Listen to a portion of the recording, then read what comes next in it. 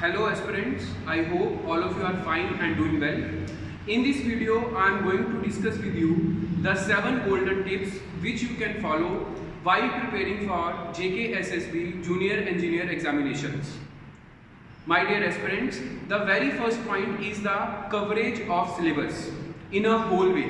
That means कि जो भी syllabus हमें organization JKSSB ने दिया है उसको fully cover करना, उसमें selective study नहीं करना.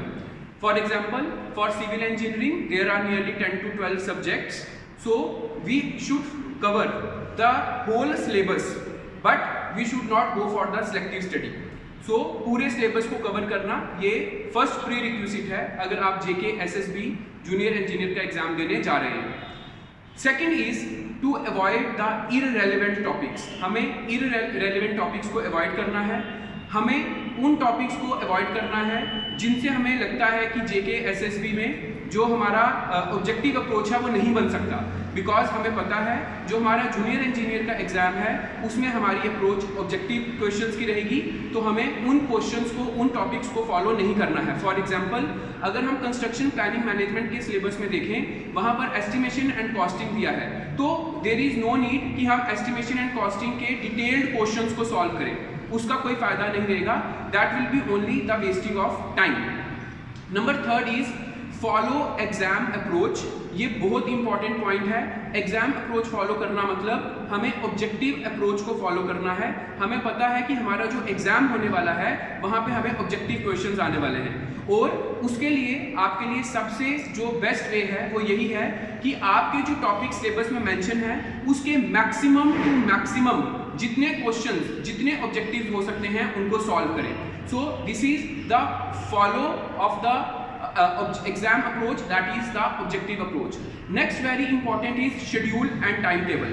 My dear aspirants, time table को बनाना और शेड्यूल्स के साथ चलना ये हमारे कॉम्पिटिटिव एग्जाम प्रिपरेशन में बहुत हेल्प करता है. फॉर एग्जाम्पल, एक एस्पिरेंट है जिसका टाइम टेबल प्रिपेयर नहीं है, so he will be in a confuse state of mind कि वो आज कौन सा टॉपिक कवर करे.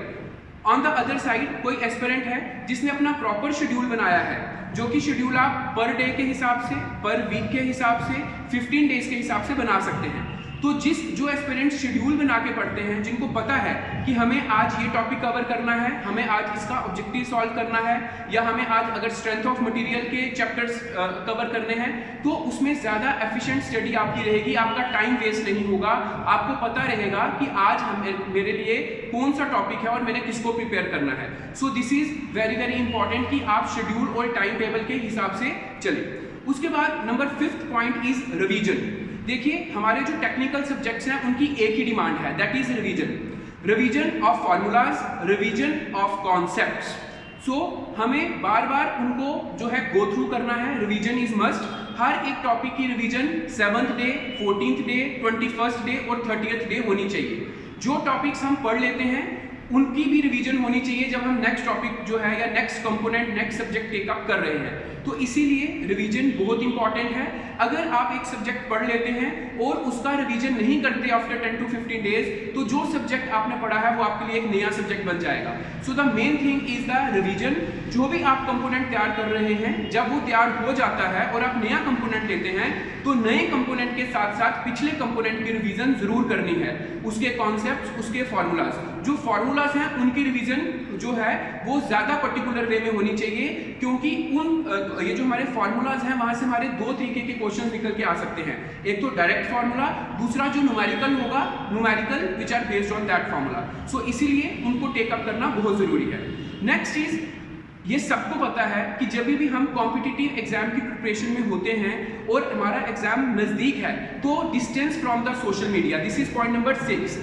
सोशल मीडिया से डिस्टेंस बनाना इसलिए ज़रूरी है क्योंकि ये देखा गया है कि सोशल मीडिया हमारा टाइम वेस्ट करता है और हमें पता भी नहीं चलता कि हमारा कितना टाइम वेस्ट हो गया. फॉर एग्जांपल, हम सोशल मीडिया में अगर फेसबुक चला रहे हैं या व्हाट्सअप चला रहे हैं, हम उसमें इतना ज़्यादा इंडल्ज हो जाते हैं कि हमारे आवर्स उसमें स्पेंड हो जाते हैं. तो इसीलिए try to avoid the social media. आप इंटरनेट का जरूर यूज कर सकते हैं अपने टॉपिक को समझने में, अपने कॉन्सेप्ट को समझने में, लेकिन सोशल मीडिया को इस टाइम पर उससे डिस्टेंस बनाना बहुत जरूरी है. एस्पिरेंट्स, नंबर 7th पॉइंट है distance from the negative thoughts and the negative people. देखिए, नेगेटिव थॉट्स हमारे माइंड में क्या आते हैं कि क्या पता मेरा सिलेक्शन होगा या नहीं होगा, या क्या कब होगा, कैसे होगा। तो उन नेगेटिव थॉट्स को आपने बिल्कुल दूर रखना है।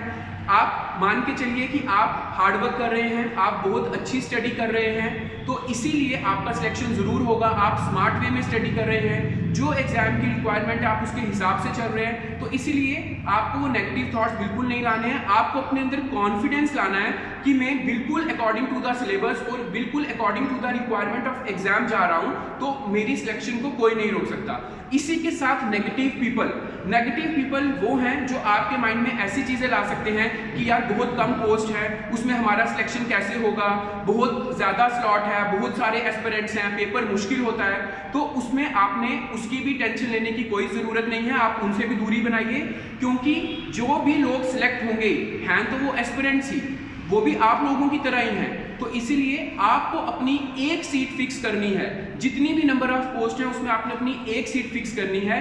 उसके लिए आपको हार्डवर्क चाहिए, उसके लिए आपको डेडिकेशन चाहिए, आपको स्मार्ट वर्क चाहिए।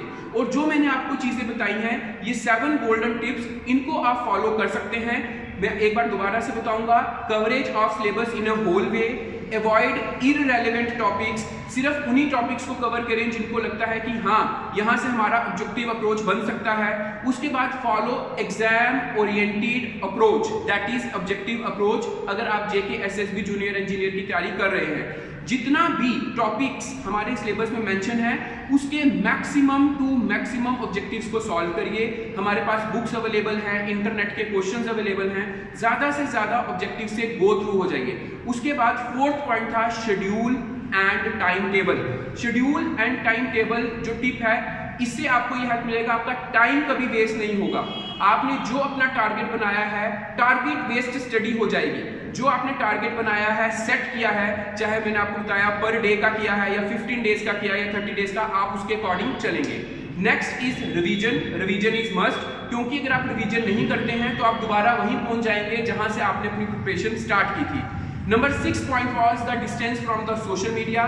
That is very very important because your time will not get wasted. Next is distance from the negative thoughts and negative people, क्योंकि इससे आपका टाइम वेस्ट हो जाता है। आप ये चीज़ें सोचोगे कि यार कैसे सिलेक्शन होगा, आपकी तैयारी चल भी रही है, आप पढ़ भी रहे हैं, लेकिन आप फिर भी डिस्ट्रैक्ट हो जाएंगे। सो ये मेरे तरफ से 7 पॉइंट्स टिप्स थे आप लोगों के लिए। Thank you so much. I hope कि जो लोग भी बेस्ट तैयारी कर रहे हैं, जो लोग भी डेडिकेशन से तैयारी कर रहे हैं, हार्डवर्क कर रहे हैं, उनका सिलेक्शन जरूर होना चाहिए। Thank you so much.